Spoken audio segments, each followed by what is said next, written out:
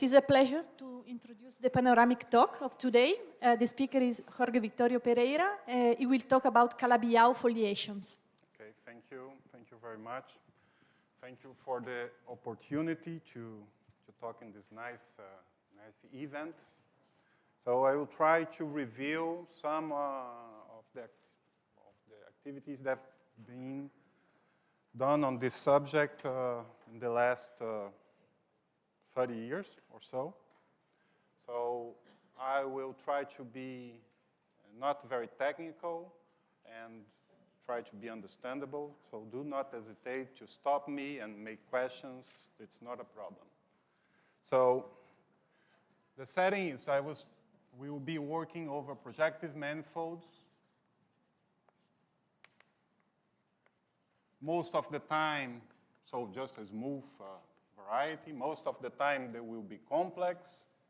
But at some point in the talk, we are going to need to deal with more general objects. But for now, let's just stick in this case. And what we want to understand are foliations on these objects. A singular foliation. So for me, a foliation is just, well, at least when it's non-singular, is a decomposition of the manifold, an analytic decomposition in immersed complex analytic subvarieties. But the formal definition is a subsheaf of the tangent sheaf of X, which is involutive, meaning that it's closed under Lie bracket, and which is also saturated, meaning that the co-kernel, Tx over Tf, is torsion-free.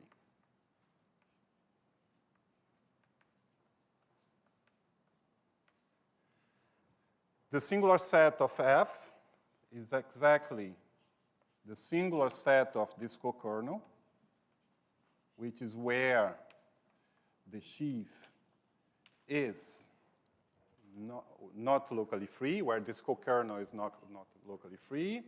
And the classical Frobenius theorem, which we already heard about this week, says that on X minus sing F, the foliation induces this decomposition. So locally, analytically, F looks like a fibration. Smooth fibration. So there are these locus where we don't understand what is happening, the singularities of F, which of course a closed subset, closed algebraic subset of the manifold.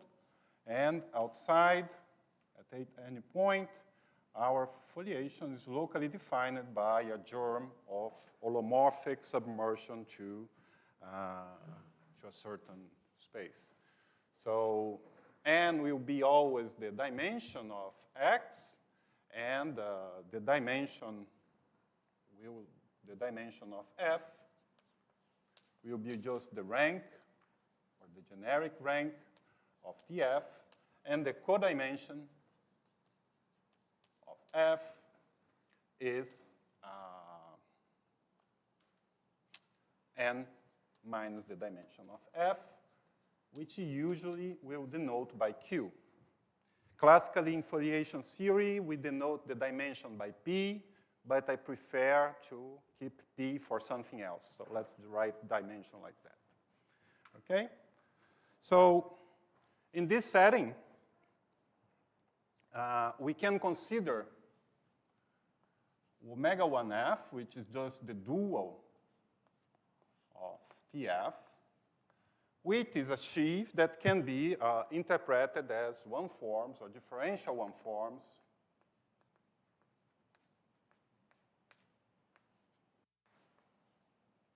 along the leaves of F, right? The leaves of F are essentially the analytic continuation of these level sets. As I said, they are immersed subvarieties on X of dimension equal to the dimension of F.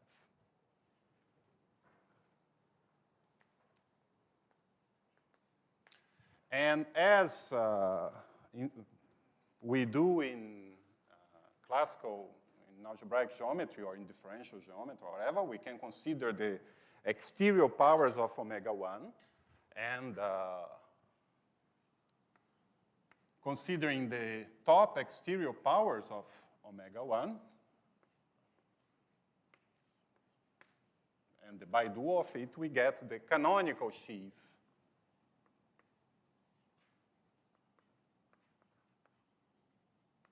of F. Just to spell out, this determinant is the top product and the bidual.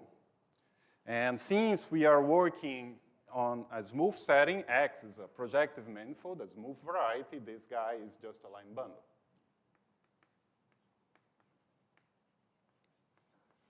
And as in the case of varieties, one may expect that this line bundle would govern much of the geometry of the foliation. And you can try to reproduce or study the well-known trichotomy that has already been mentioned here several times. You should perhaps focus on the classes of foliations which have omega F negative, 0, or positive. And for me, a Calabi-Yau foliation would be just a foliation, Calabi-Yau foliation, will be just a F with omega F, numerically equivalent to 0.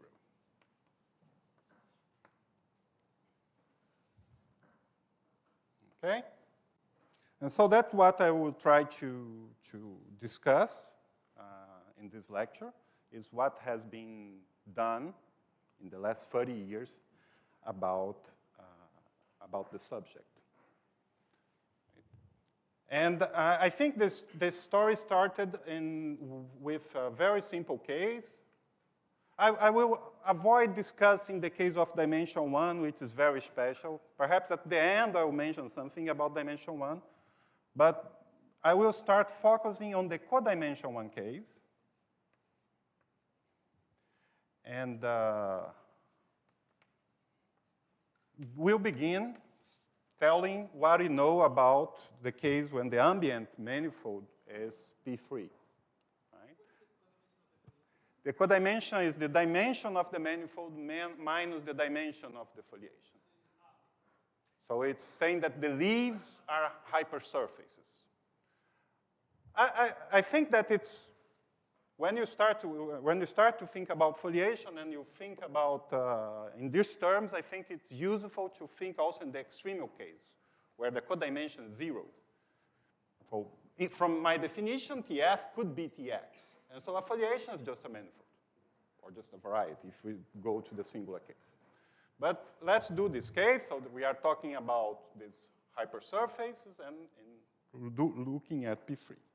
So in the beginning, we were not dealing with this, not working this language, at least Cervolins Neto did not.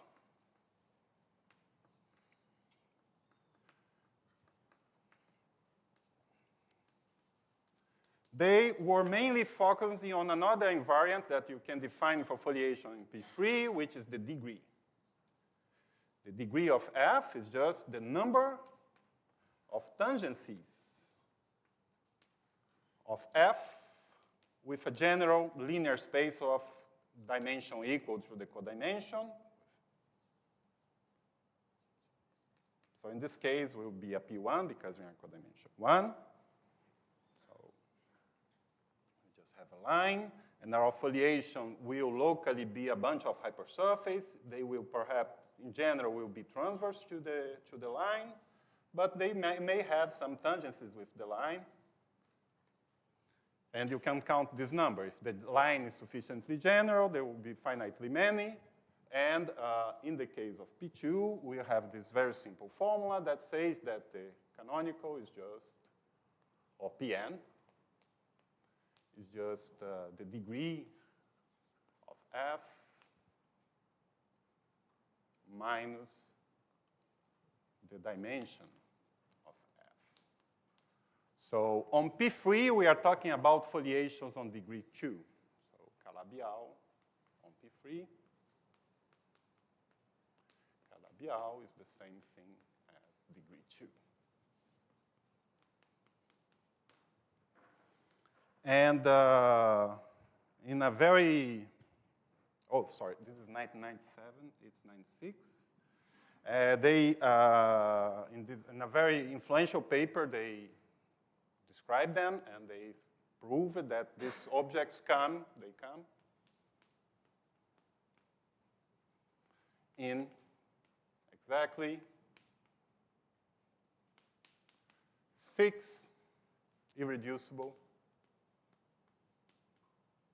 families. The point is that on Pn, or on P3 in particular, it's very easy to parameterize the foliation. So foliation essentially can be parameterized by a one form, can be defined by the kernel of a one form. In the case of degree 2, this is just omega 1, 4. Then you have to impose integrability condition. The involutiveness of TF translates into integrability of omega, this equation, and also you ask to, you avoid artificial singularities, so you ask this, and then you have this quasi-projective variety parameterizing the space of foliations on P3 with trivial canonical bundle, and they prove that this guy has 6 irreducible components and describe very precisely each of the components. So the components I'll just write the notation, the usual notation. It's just that we have one. So this is saying that my foliation can be defined by a logarithmic one form with 4 poles on 4 hyperplanes. And then you can take any partition of 4 in at least 2 summands to produce order foliations that are defined by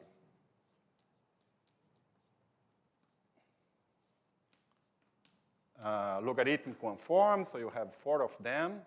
Another source of examples are the linear pullback foliations, which you start with any foliation on P2. There is no integrability conditions because there are no free forms on P2, and take a linear pullback and got this. And finally, there is one less component, which is the generic element is always the same. It's a kind of a rigid component, which is defined by the natural action of the affine group on polynomials in one variable of degree at most 3. Just the affine group AT plus B. Okay?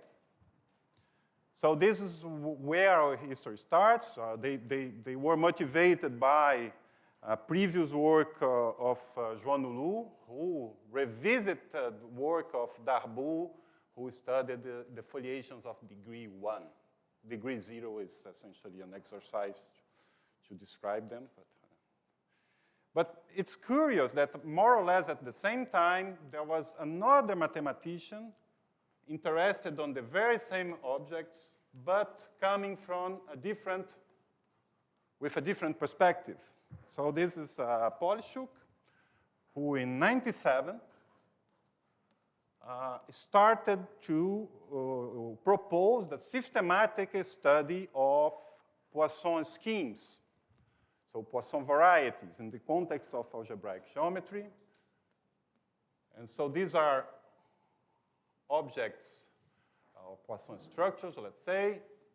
These are objects defined by vectors.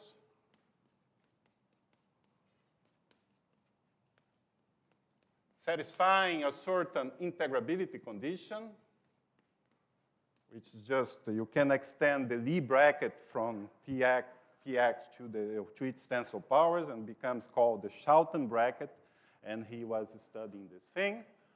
And he, unaware of the results of Cerveau and Lisneto, did try to do more or less the same thing and got a partial classification. Just because there was no communication between the two communities at the time. Okay?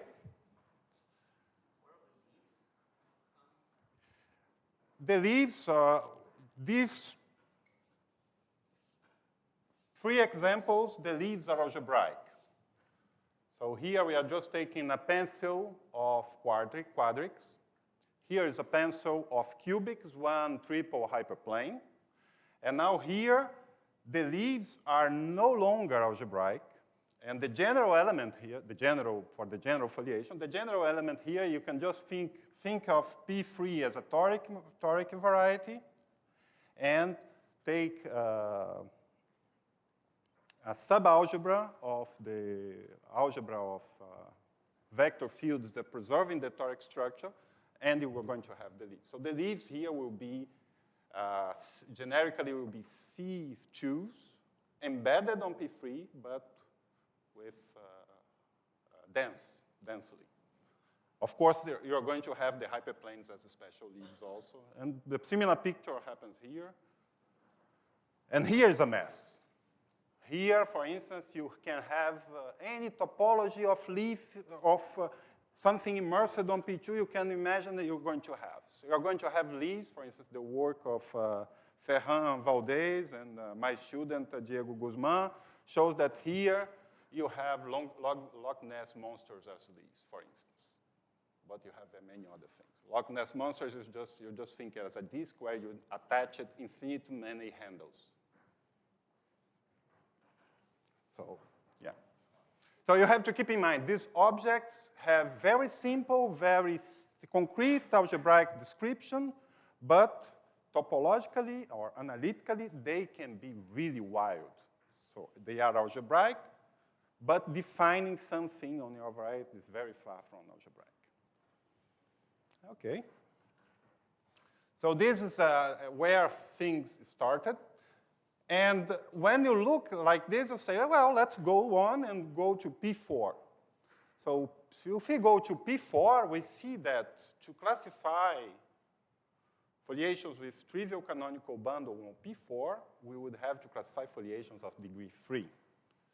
And to classify foliations of trivial canonical bundle on Pn, we would have to classify foliations of degree n. And then you have this operation. You can start with a foliation on P2 and take linear pullbacks, or on P3 and take linear pullback to Pn. So classify foliations on Pn with trivial canonical bundle is just impossible, because you would need to classify foliations of every possible degrees in the smaller dimensions. And it's very hard to see a picture emerging from here. So it seems that things started to change with the work of Touzé and Druel. Druel from 99 and Touzé from 2008.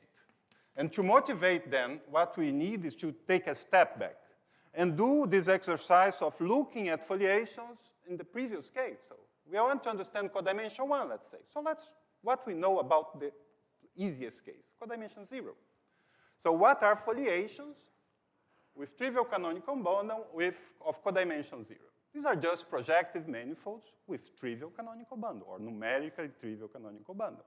And then we step back a little bit more, and go and see that Bogomolov, in 1974, proved that if we start with X compact error and omega X numerically trivial to 0, you get a decomposition of the tangent bundle in certain subsheaves, which are of 3 different types. Either they are just trivial up to atomic covariance.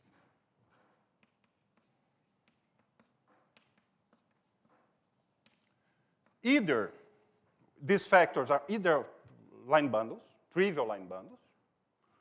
Either these factors have dual algebra. I can take the dual of EI and look at the wedge of these things, the dual algebra. Either these things are generated in degree 2 and behaves more or less like a symplectic variety. Either they have non-zero sections on the top, on the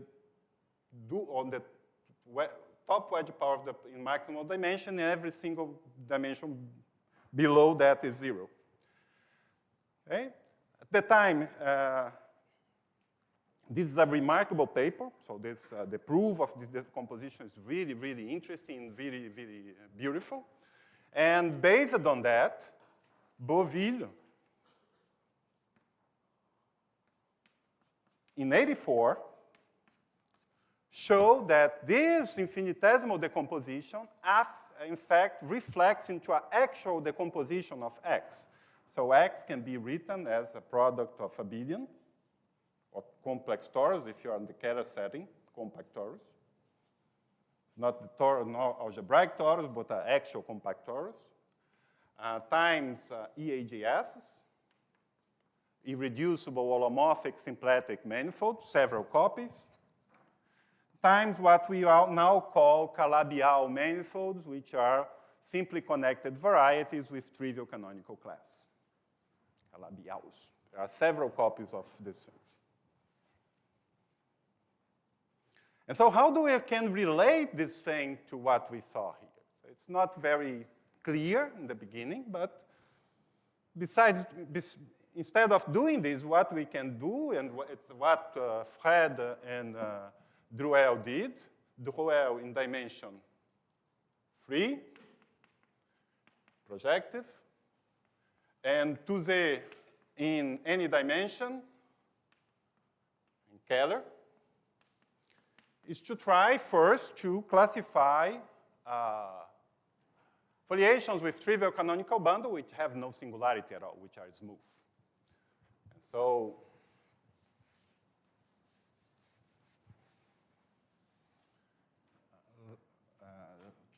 Druel did that. Indeed, Druel worked in a slightly more general situation. He allowed isolated singularities, but at the end, he proved that there were no singularities. And Touze starts with the smooth setting from the beginning. Druel, using Mori's theory, were able to give a very precise description. And Touze, using methods from differential geometry, complex differential geometry, was able to prove a very nice result. So that's the following: X smooth compact Keller,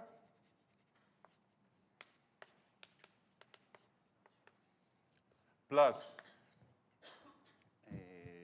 F codimension 1 plus smooth. He proved that essentially they come in 3 families. So one simple example is the isotrivial fibration over a curve, of course, of varieties with trivial canonical class with omega F0. Or you can start with B with trivial canonical class. You take a representation of P1B into automorphisms of P1.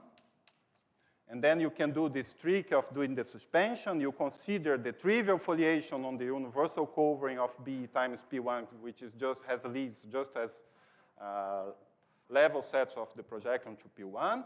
And then use the representation to mod out and recover a P1 bundle over B, coming with a foliation. So this is kind of what we call in dynamics the suspension. in topology that people call the mapping, I don't know what, but anyway. And another source of examples is as linear foliations. Foliations on compact complex torus.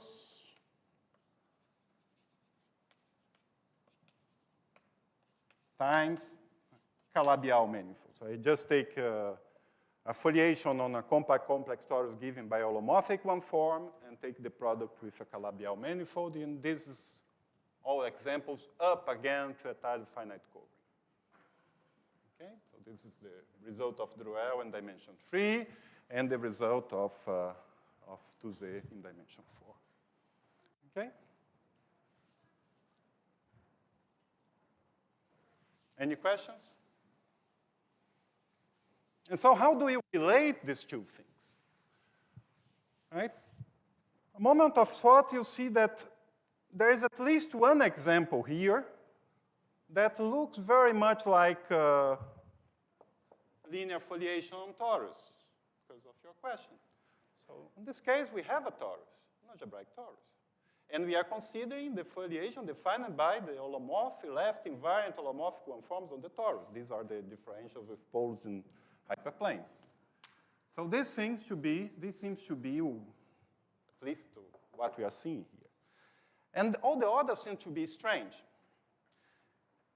And if you think a bit what we are proposing to do, and if you remember how things work for varieties, you start to realize that perhaps we're too ambitious.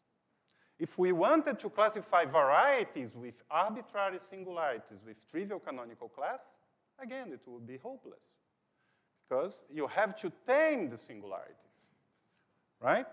So the point is that here, except for this example, all the others have bad singularities. So these examples have non-canonical singularities. I will not define. It's essentially the same definition that we have for varieties. You just copy, compare how the canonical behave, how the blow up, the pullback of the canonical of the foliation compares with the canonical of the strict transform of the foliation, and you're going to get this definition. So essentially the things are bad because more complicated because there are too many foliations, too bad singularities. Okay? So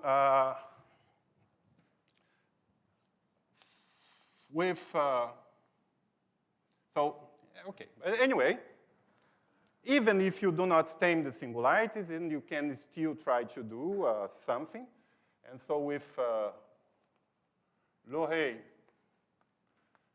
and Touze, we can give a similar result of this, replacing X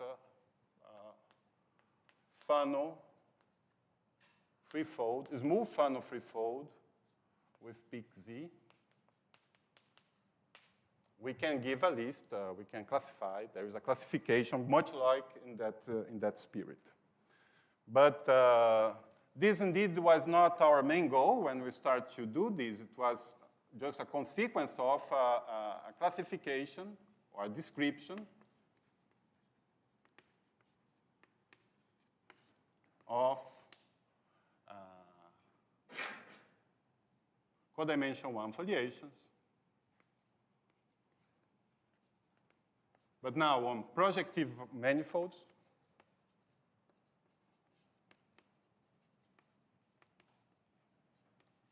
with numerically trivial canonical bundle. Okay? And so, as I said, so if one remark is that if F has non-canonical singularities,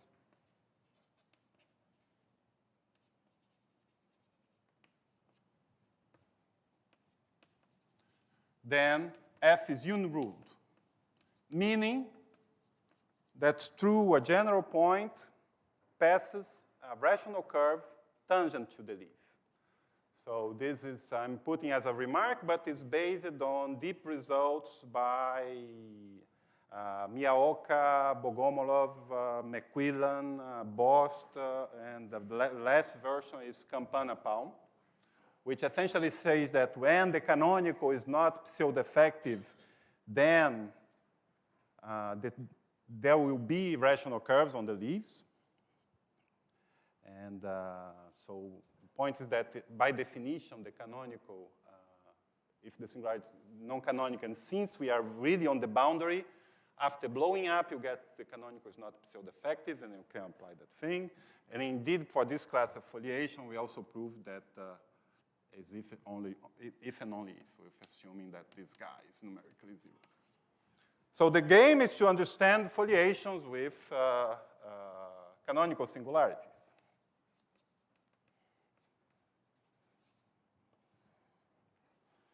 And it's funny because for this, in this work, we essentially, the first important remark is to understand the ambient. You have to remember the ambient because the ambient also will have influence on the foliation.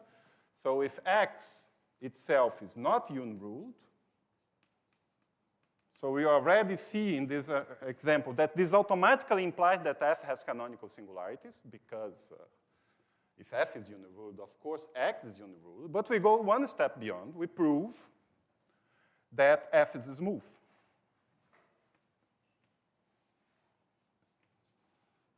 And this is really based on a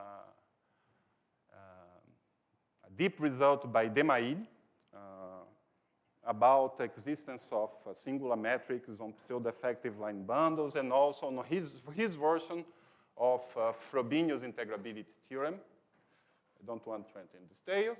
So essentially,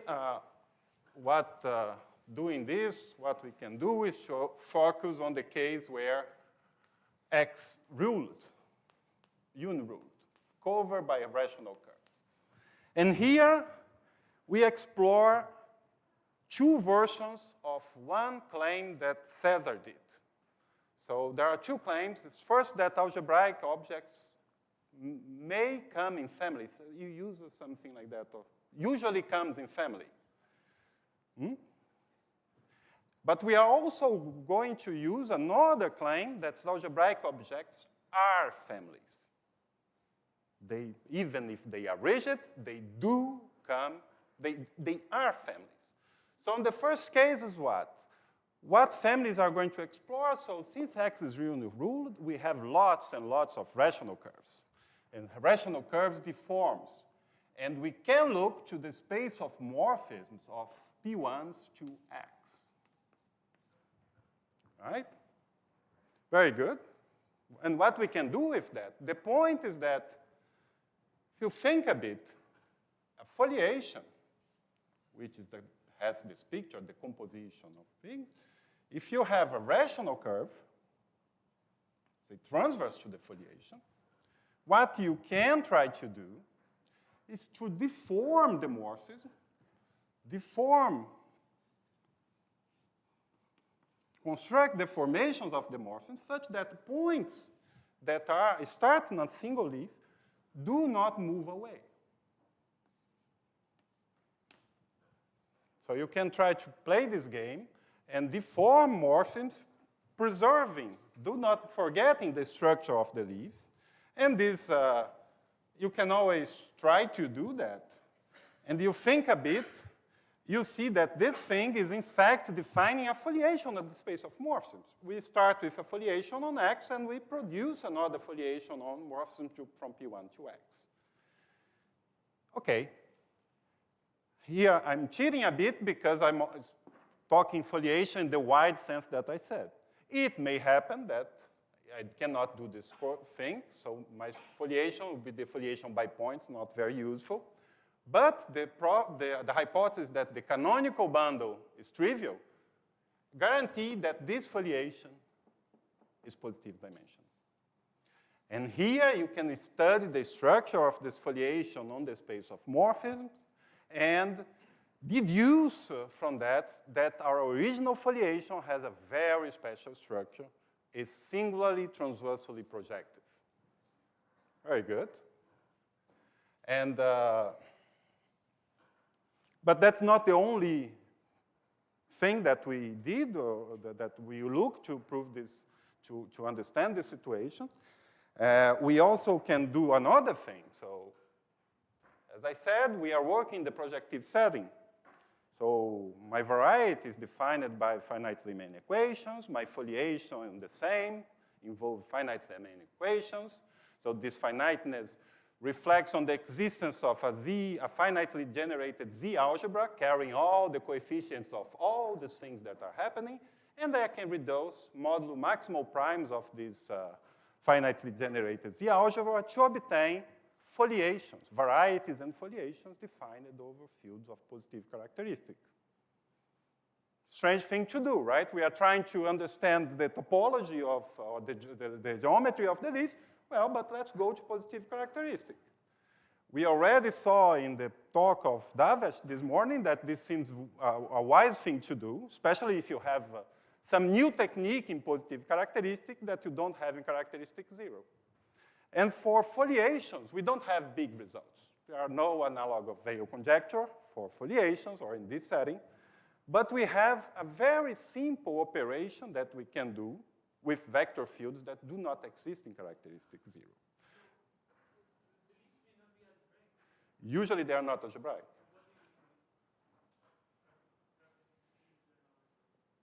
Sorry? Yes. It's a subsheaf. A foliation are not the leaves. It's a subsheaf of the tangent sheaf. And that's the point. In positive characteristic, if you have a vector field, you can produce another one canonically. Because a vector field is what? It's a derivation.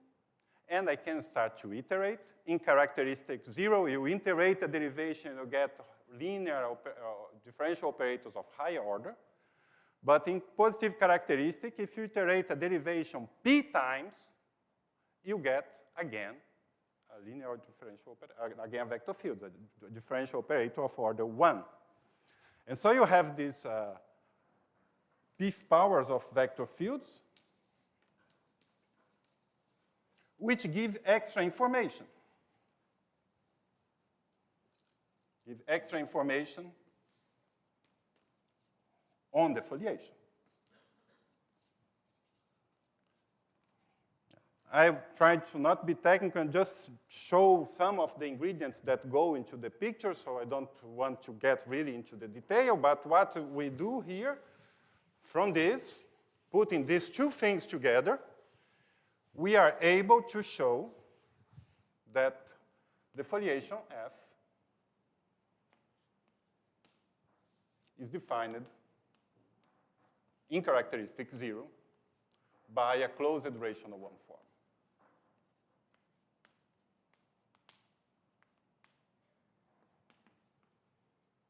Without codimension 1 zeros, but I don't want to get into that.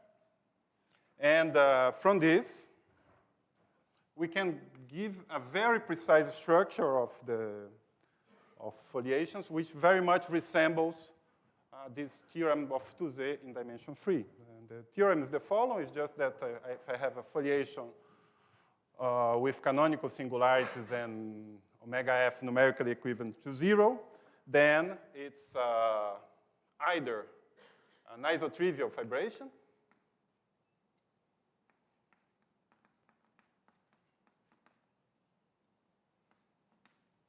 with Calabi-Yau fibers, or it's I can write X. Everything is up to état covariance, right? X will be a product of something Calabi-Yau, or canonical class 0, times compactification of an abelian group. And the foliation would be just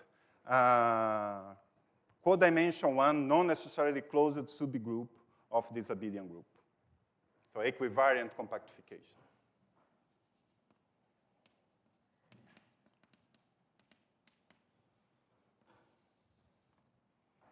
Okay?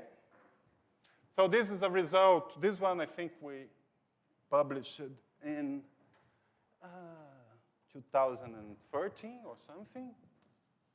And this one, it's, if you want to give us some laughs, go to the archive and look at the number of versions that this had. So the stable version, I think we got in 2015, and it was finally published in 2018. Okay. Very good. Okay, this essentially finishes the discussion for codimension 1 foliations, at least in what concerns foliations with canonical zero, which seems with canonical singularities and numerically trivial canonical bundle. And what can you say about higher codimension? Oh, before going to that, let me just say one thing. So, indeed, that's not, if you come from Morris theory, you know that's not what you want to do. We started wrong, right? You cannot want to classify things with this kind of assumption, smoothness. So, even if you believe that there exists a Morris theory for foliation, and it does exist for foliations on free folds, you would need to allow singularities for X. And this has been done by Druel, who allowed, I think, canonical singularities for X. But again, this is not what you want to do. You want to have at least KLT. But then with one of his students, he did the case with KLT singularities. And so a very similar picture works.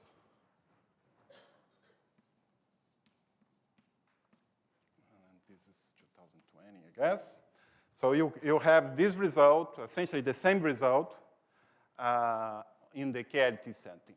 So this would be so this would essentially classify foliations with numerical codiral dimension equal to 0 in codimension 1.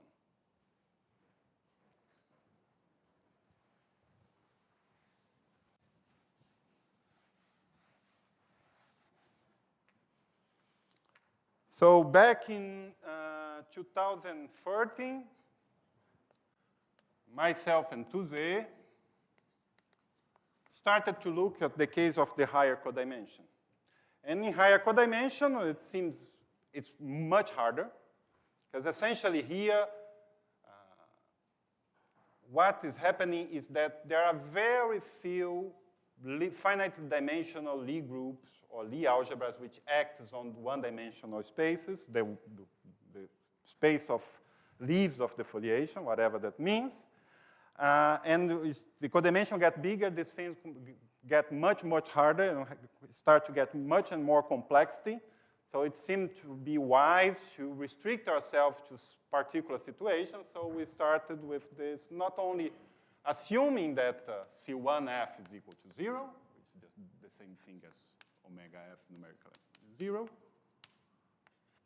but we also added C2F equals 0.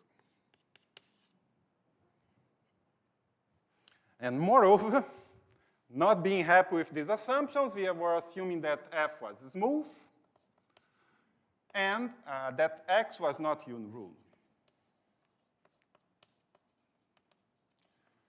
And in this setting, some magic happens, right? Because this conditions implies that TF is, how do we call that? Numerically flat, which is not the same thing as flat. But essentially, this proof shows that this thing is polystable. Because this proof goes by producing an orthogonal complement to F, an foliation which is orthogonal to that. And so in this situation, under all these assumptions, we can prove that TF is polystable. It's not only numerically flat, but it's also polystable.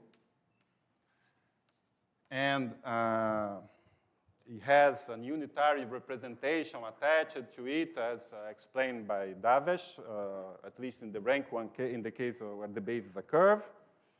And we can produce foliation,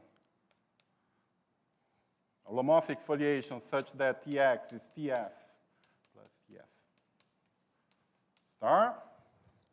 And we end up in a situation related to a very nice problem proposed by Bouville, somehow inspired in this Bogomolov decomposition that we discussed a while ago, is that if I have conjecture Bouville, very much open, except in certain cases, that says that if I have X, compact Keller or projective manifold,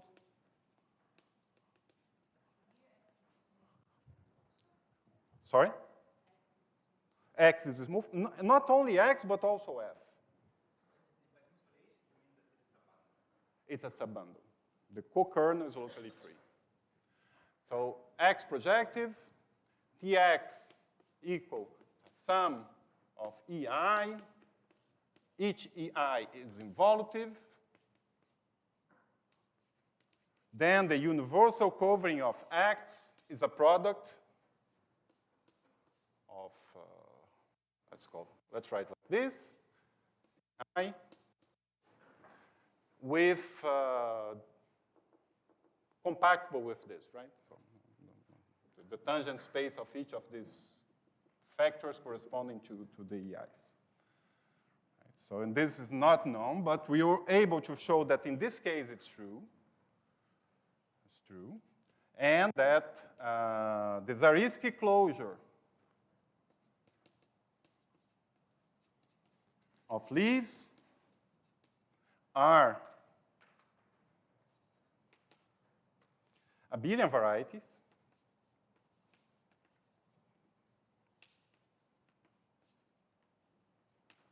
And one thing that came out as a surprise for us is that it's not necessarily an isotrivial family of abelian varieties. We were able to construct examples where this family is non-isotrivial. But this gives quite a good picture. So it's already saying, and the foliations on each abelian variety is linear. So it's kind of a family of linear foliations, not much more than that. We are able to say something more in codimension 2, but in arbitrary codimension, that's the picture. And yeah, so this is what we knew back then about this situation.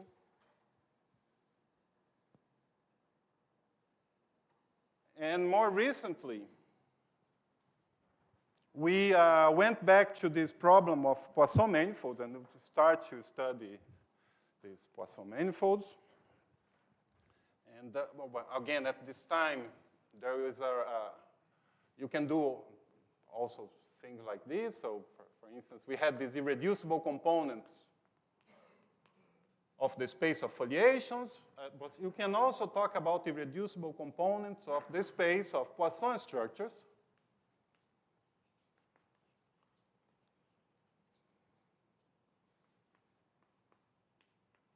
So this would be, try to describe this thing, right? So sigma in H0. Let's even talk in Pn. It should be Pn.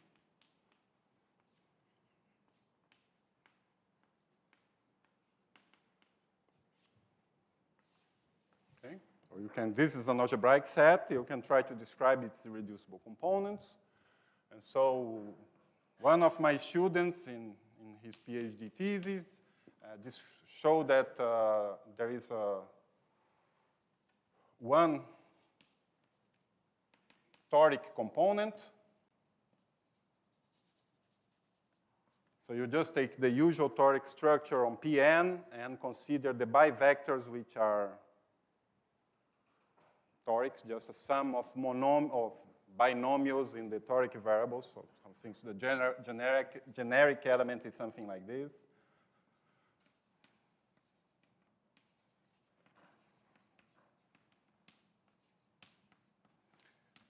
So this is back in 2013, and this has had, so this is not that hard, it's quite simple, but this had a development, a recent development that I really, really like. It's a paper by Maciej, Chuk, Ping, and Schroeder from 2020. It's a preprint at this point. And they proved that studying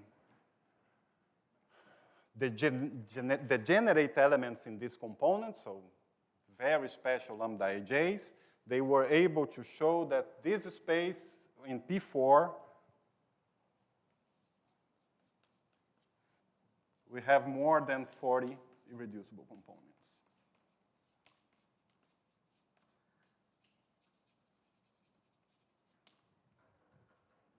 Okay.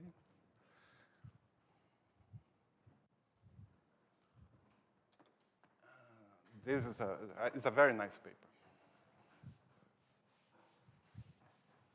But another thing that we started to look at,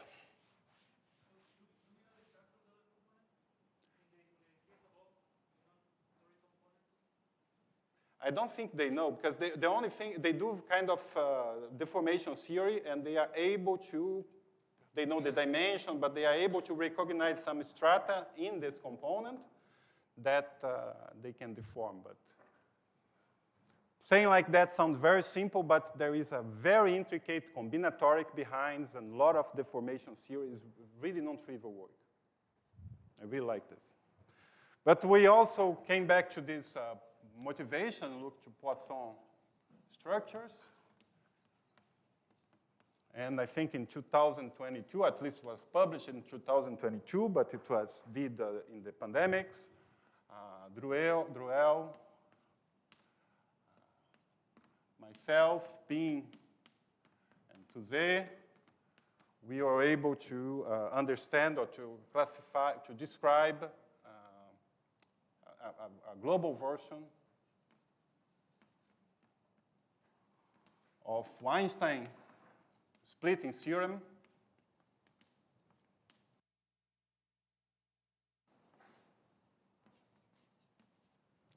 And it's essentially the following. If you have a pi or sigma Poisson structure on projective X, again, manifold, and L is simply connected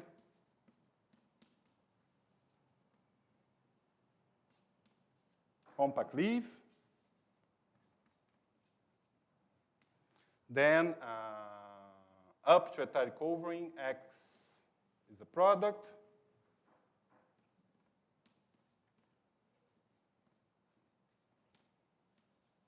Of L times Z, where this comes with a symplectic structure, and sigma is just a sum of sigma L plus sigma Z.